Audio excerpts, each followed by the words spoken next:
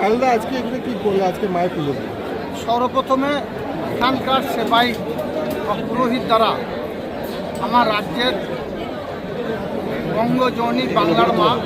মাননীয় মুখ্যমন্ত্রী মাননীয় মমতা বন্দ্যোপাধ্যায়ের দীর্ঘায়ু কামনা করলাম, তার সুস্থতা কামনা করলাম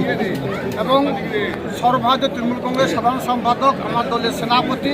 যুবরাজ অভিষেক বন্দ্যোপাধ্যায়ের দীর্ঘায়ু কামনা করলাম এবং তিনি যেন সুস্থ থাকেন সেই কামনা করার জন্য এখানকার পুরোহিত দিয়ে আমরা পুজো পাঠ করালাম, মায়ের কাছে আরাধনা করালাম। সঙ্গে সঙ্গে এই বাংলার যে 294 জন প্রার্থী আছে, মামাটি মানুষের নেত্রী মমতা বন্দ্যোপাধ্যায় অভিষেক বন্দ্যোপাধ্যায় মনোনীত প্রত্যেকটি প্রার্থীর জন্য জয়যুক্ত হয়, সেই জন্য মায়ের কাছে আরাধনা করেছি। এবং এ বাংলায় জাতি ধর্ম মতবাদ নির্বিশেষে সকল সম্প্রদায়ের মানুষের উন্নয়নের স্বার্থে মাননীয় মুখ্যমন্ত্রী মাননীয় মমতা বন্দ্যোপাধ্যায় যেভাবে একের পর এক জনমুখী প্রকল্প বাস্তবায়িত করে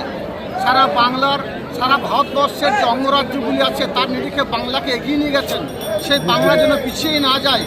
এই বাংলার সেই জনমুখী প্রকল্পগুলো যেন বন্ধ না হয়ে যায়, সেজন্য সারা বাংলার মানুষ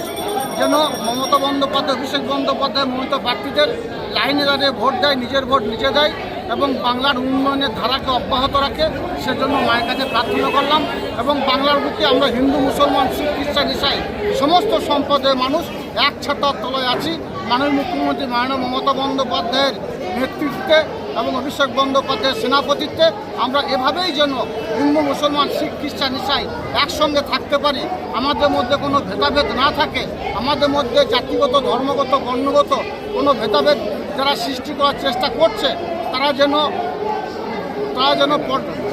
পরাস্ত হয়, তারা যেন এগিয়ে যেতে না পারে, সেটাই মায়ের কাছে প্রার্থনা করেছে।